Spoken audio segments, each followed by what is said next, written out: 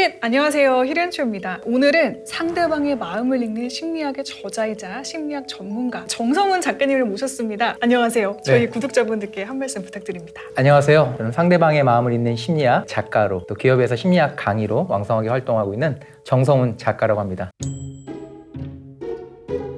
저 사람 믿을 수 있는 사람이야? 심리학으로 이렇게 믿을 수 있는 사람과 없는 사람을 가려낼 수 있는 방법이 있을까요? 그리고 혹시 특히 믿을 수 있는 사람들의 특징에는 뭐 공통점이 있을까요? 어떤 사람에게 이 신뢰감을 느끼냐? 네. 이게 궁금할 텐데, 왜냐면 나도 그것을 갖췄을 때 주위 사람들이 나를 신뢰하게 되는 그쵸. 거니까요. 가장 중요한 건 뭐냐면 일관성입니다. 일관적인 모습들을 오랜 시간 동안 쭉 보여주면 사람들은 그 사람에게 큰 신뢰감을 얻게 됩니다. 일관성이 갖춰지면 두 번째 신뢰 요소인 예측성이 나타나요. 예측할 수 없는 행동들을 하는 사람과 연애를 한다 그러면 이게 얼마나 불안해요. 가까운 사람에겐 되게 큰 고통이거든요. 일관성, 예측성 이 두 가지는 신뢰감을 형성하는 데 굉장히 큰 영향을 끼쳐요. 그리고 또 한 가지가 더 있죠. 네, 뭔가요? 일관성, 예측성하고 이제 마지막에 신뢰감을 형성하는 게 따뜻함이에요. 여기서 말하는 그 따뜻함은 상대방을 생각해서 행동하는 그 배려심, 일관성, 예측성, 배려를 기반으로 한 따뜻함 세 가지가 갖춰지면 우리는 그 사람을 신뢰하게 되죠. 이게 연애할 때도 해당이 되지만 직장 생활에서도 마찬가지인 것 같습니다. 세 가지 포인트를 갖고 계신 분이 있다면 나 저분이랑 계속 일하고 싶어, 우리 회사에 데리고 오고 싶은 인재다 라고 생각을 할 듯 합니다. 지금 이야기 잘 해주셨는데 에릭 에릭슨이라는 유명한 심리학자가 있어요. 신뢰에 대해서 많이 연구를 하신 분인데 네. 그분이 어떤 이야기를 했냐면 자기 곁에 굉장히 믿을 만한 사람이 있어요. 그러면 마음 안에 선물들이 생긴다는 거예요. 어떤 결과로 내 안에. 선물이요? 네. 무엇이냐면 그게 바로 희망감입니다. 그러니까 내 옆에 믿을 만한 사람이 있을 때 내 마음 안에 자연스럽게 나타나는 게 희망감인데 희망감과 좀 반대되는 말이 절망감인데 절망감은 네. 지금 내 삶이 너무 어려운데 시간이 지나도 이 삶이 전혀 좋아질 것 같지 않아. 그럼 사람이 절망하게 되거든요. 네. 그럼 굉장히 무서운 행동도 하죠. 희망감은 뭐냐면 지금 내 삶이 힘들어도 내 삶이 조금 더 나아질 거야. 이것이 심리학에서 이야기하는 희망감인데 그 희망감을 야, 너 희망감 좀 가져. 이렇게 해서 가질 수 있는 것이 아니라 신뢰할 만한 사람이 곁에 있으면 그 사람을 통해서 내 삶이 조금 더 나아질 거라는 희망감이 생긴다는 거죠. 그러니까 직장 안에 그런 신뢰감을 주는 직장 상사나 동료가 있으면 희망감을 갖고 직장 생활을 할 수 있게 되니까 굉장히 우리 삶에서 중요한 것들이죠. 네, 저희도 참고해야겠네요. 네. 좋은 동료들이 많아질 수 있게, 또 내가 그런 사람이 될 수 있게 참고해서 이 세 가지 요소 덕목 갖추시길 바라겠습니다. 네. 시청하시는 히릿분들은 일관성, 예측성, 따뜻함을 갖추신 분들이 또 이 채널을 즐겨본다는 거 제가 잘 알고 있거든요. 맞아요. 하이파이브. 맞죠? 네, 하이파이브.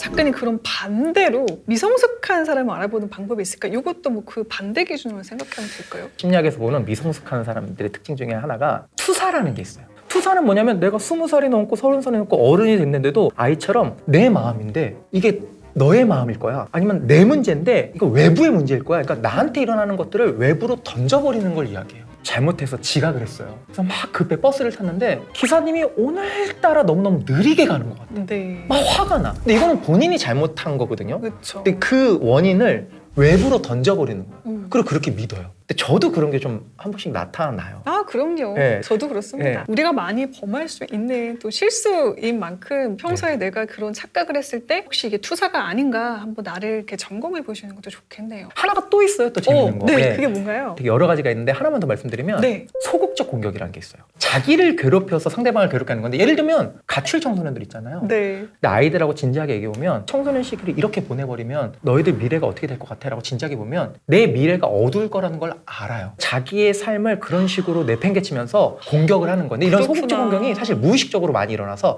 애들이 그걸 인식하고 엄마한테 복수해야지 이렇게 하지 않는데 그 깊은 마음에 그런 게 깔려 있는 거죠. 어머. 좀 무서운 얘기일 수 있는데 이별하고 나서 삶을 스스로 마감하는 그런 경우들이 있거든요. 네. 근데 그게 깊은 마음으로 들어가면 연인한테 복수하려고 하는 경우들이 있어요. 그게 대표적인 굉장히 소극적 공격이 심해졌을 때 나타나는 건데 사실 미성숙하다는 거는 좀 심해지면 되게 무서운 삶의 결과를 만들 수도 있어요. 잠깐, 그러면 하나 추가 질문인데요. 내가 만나는 사람이 이런 미성숙한 사람이에요. 근데 이런 분들이 잘못하면 또 이 미성숙하게 자기를 공격할 수 있으니까 네. 그래서 이런 분들하고 어떻게 하면 안전하게 헤어질 수 있을까요? 그런 걱정도 드네요. 그러니까 이게 이제 굉장히 어려운 건데 충분히 시간을 가지고 서로 이렇게 이야기를 하면서 감정적으로 정리가 됐을 때 헤어지면 제일 안전하다고 할 수 있죠. 근데 그 소극적 공격을 쓰는 사람, 미성숙한 사람들이 심리적으로 여러 가지가 미성숙할 가능성이 높거든요. 의존적인 성격이 또 강한 사람이라든가 이런 게 합쳐져 버리면 이제 굉장히 좀 감당하기 힘들 수가 있죠. 가장 좋은 거는 전문가의 도움 받는 게 제일 좋거든요. 같이 네. 정신과나 상담기관들을 다니는 게 가장 좋아서 그렇게 좀 스스로 독립할 수 있는 힘이 생겼을 때 헤어지는 거 가장 현실적으로 제일 좋은 것 같아요. 많은 분들께서 혹시 누군가로 인해 너무 어렵다면은 같이 이제 치료를 받으셨으면 좋겠네요. 네, 맞아요. 자, 그럼 조금 밝은 얘기로 네네. 넘어가 보겠습니다. 제가 작가님의 책에 특히 흥미로웠던 부분이요. 위대한 심리학자 이 거장들의 이야기를 누구나 이제 이해하기 쉽고 편안하게 써주셨다는 네네. 점이에요. 아주 실용적이었습니다. 네네. 근데 그런 의미에서 여쭙습니다. 작가님께서 가장 좋아하는 이 심리학자 혹은 이론이 있을까요? 좋아하기도 하고 제가 개인적으로 도움을 많이 받은 제 책에도 소개되어 있는데 알버트 앨리스라는 심리학자가 있어요. 네. 이 사람이 가장 많이 연구한 게 비합리적인 신념이에요. 그 사람이 하는 생각들이 반복되고 반복돼서 굳어진 믿음을 신념이라고 하는데 현대인들이 비합리적인 신념들을 너무나 많이 가지고 있고 그것 때문에 관계에서 삶에서 너무나 많은 고통들을 당한다는 거예요. 알버트 앨리스라는 심리학자가 굉장히 많은 사람들을 오랫동안 상담하면서 발견한 비합리적 신념이 개인적인 거, 타인을 향한 거, 세상을 향한 게 있는데 첫 번째, 개인에 관련된 건 반드시 성공해야 되고 나는 반드시 많은 사람들이 인정받아야 돼. 그렇지 않으면 나는 진짜 못난 사람이야. 이게 알버트 앨리스가 발견한 현대인들이 가장 많이 가지고 있는 비합리적 신념이에요. 그럼 합리적인 신념은 뭔데요? 합리적인 신념은 성공하면 좋죠. 근데 모든 사람이 성공할 수는 없죠. 내가 실패할 수도 있지. 이게 합리적인 신념인데 비합리적인 신념을 갖고 있는 사람들은 성공하지 못했을 때 그걸 못 견뎌요. 두 번째, 타인을 향한 비합리적인 신념이 뭐냐면 모든 사람은 나에게 친절해야 돼. 나에게 친절하지 못한 걸 나는 견딜 수 없어. 나에게 친절했던 어떤 사람들이 되게 차갑게 대하고 이러면 못 견딘다는 거예요. 분노하죠. 분노하고. 근데 합리적인 신념은 나에게 친절했던 사람이 때론 나에게 차갑게 대할 수도 있어. 이게 합리적인 신념이라는 거죠. 그리고 마지막, 세상을 향해 갖고 있는 비합리적인 신념은 세상은 내가 원하는 대로 움직여야 돼. 내가 원치 않는 일이 일어났을 때 못 견디는 사람이 있어요. 예를 들면 어떻게 나한테 이런 일이 일어나? 근데 합리적인 신념은 속상하지만 이런 일이 일어날 수 있지. 이게 합리적이라는 거예요. 근데 이 세 가지 비합리적인 신념에 굉장히 많은 사람들이 시달리고 있다는 거죠. 저에게 도움 많이 줬고 여러분들도 그런 비합리적인 신념을 잘 찾으시면 스트레스를 줄이는데 큰 도움 되실 거예요. 굉장한 꿀팁이었습니다. 네. 어떻게 감히 나한테 그래가 아니라 그럴 수도 있지. 뭐 세상은 나를 맞아요. 100% 좋아할 수 없다는 거를 받아들이는 연습 우리 다 같이 꾸준히 지속적으로 해보자고요. 그쵸, 이게 미성숙에서 성숙으로 가는 거죠. 심리학에 대해서 알수록 되게 궁금해지고 재밌는데요. 그래서인지 요즘에 심리학을 공부하고 싶어지는 분들이 굉장히 많습니다. 네네. 근데 그런데 이 책을 찾아보려고 하면요. 어려운 게 굉장히 많잖아요. 그래서 접근이 좀 힘들다. 이런 분들이 많으신데요. 혹시 추천하는 심리학 입문서가 있을지 궁금합니다. 심리학은 심리학 앞에 어떤 글자가 붙느냐에 따라서 전공이 달라지거든요. 상담 심리. 상담은 마음에 관련된 것, 힘든 마음들. 또 사회적인 현상을 다루는 것들은 사회 심리. 행복을 연구하는 쪽은 긍정 심리. 이렇게 되는데 상담 심리 쪽에서는 동화로 열어가는 상담 이야기라는 책이 있어요. 박성희 작가님의. 그 책은 여러 가지 마음이 힘들 때 우리 마음을 어떻게 변화시켜야 될지 다양한 동화를 통해서 소개를 해줘서 너무 좋을 거예요.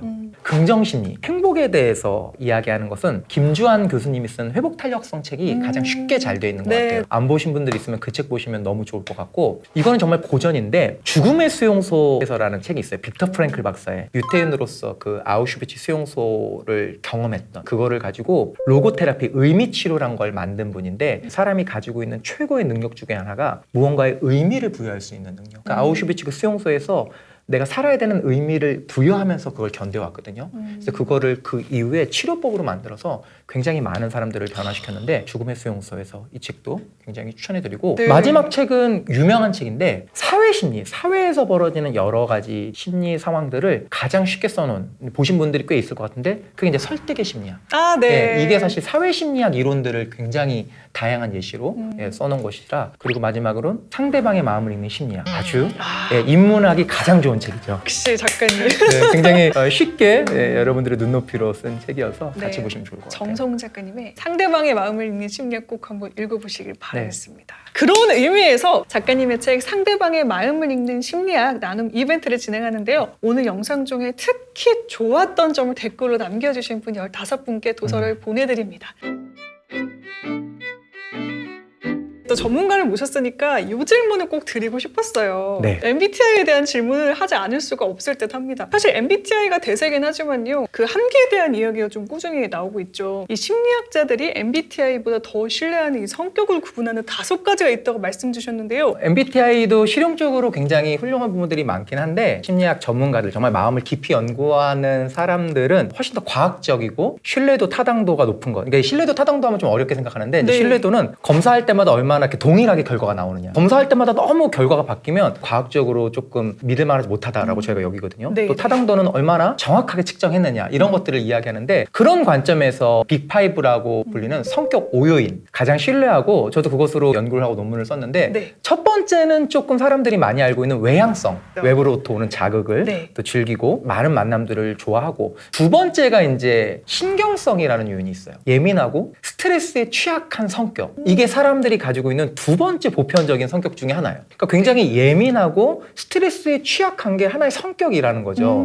나는 왜 이렇게 예민해? 라고 반응하기보다 이게 나구나 라고 받아들이는 게 좀 더 건강한 태도인 것 같은데 근데 신경성이 높은 분들의 특징이 뭐냐면 비관적인 설명들을 선호해요. 예를 들면 같이 회사에서 프로젝트를 하는데 저는 좀 외향성이 높은 사람들은 좀 잘 되는 쪽을 많이 보거든요. 신경성이 높은 사람들은 기본적으로 좀 위험하고 안 되는 쪽이 눈에 잘 보이는 거죠. 그러니까 이제 갈등이 있는 건데 저 같은 사람들이 왜 이렇게 안 되는 것만 봐? 이렇게 이야기할 때가 있는데 사실 가장 좋은 건 저 같은 사람은 잘 되는 걸 보고 신경성이 높은 사람들은 잘 안 되는 걸 보고 그래서 같이 그 의견을 합쳐서 하면 결과는 사실 더 좋은데 과정은 사실 쉽지 않을 수 있죠. 맞아요. 서로 너무 다르니까요. 네, 이 성격 5요인은 5가지 성격이 사람 안에 다 있다라고 보는 거거든요.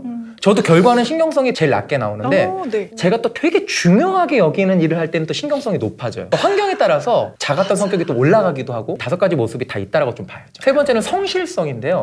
성실성은 말 그대로 이제 성실하다는 건데 성취, 책임, 신중, 꼼꼼, 규칙들을 굉장히 중요하게 여기고 네. 아주 신중하고 작은 것 하나 놓치지 않는. 만약에 회사에 성실성이 높은 상사들이 있다면 좀 밑에 사람이 피곤할 수 있겠지만 네. 일의 결과는 좋을 수 있겠죠. 아, 그러네요. 그럼 요것도 측정을 할 때 이게 높다, 낮다로 측정이 되나요? 네, 높다. 그러니까 낮은 건 완전히 반대가 되겠죠. 다음은 뭔가요? 네 번째는 친화성인데요. 네. 여기서 말하는 친화성은 막 친한 척을 잘하는 게 아니라 상대방을 편안하게 만들어주는 능력이거든요. 그래서 친화성이 높은 사람들은 기본적으로 상대방을 잘 배려하고 상대방을 또 잘 섬기기도 하고 그래서 편안하게 만들어주는 정작 본인은 힘들 수 있죠. 늘 배려를 배려하고. 해주다 보니까. 네, 좀 자기 희생을 많이 하는 경향들도 있는데 네. 그것들은 좀 조심하셔야 될 것 같아요. 자, 그럼 마지막 특징이 궁금합니다. 마지막은 개방성입니다. 새로운 것을 좋아하고 복잡한 것도 좋아하고 도전도 좋아하고 지적인 호기심도 굉장히 높고 지금 시대에 굉장히 잘 맞는 성격이지 않을까. 이쯤 되니까 궁금한 게 있습니다.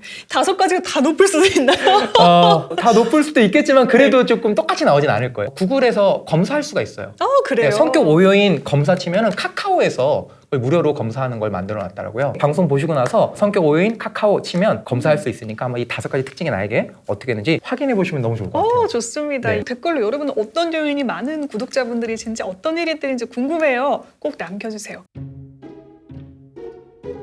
이런 빌런을 만나면 무조건 도망가세요. 좀 피하는 게 상책이다. 이런 사람들도 있잖아요. 네, 피해야 되는 사람도 있긴 있어요. 진짜 인간관계가 유독 버겁고 힘들다. 이것만은 알고 봐라. 20년, 30년, 40년 아주 긴 시간 사람을 연구하는 거예요. 어떻게 연구를 했냐면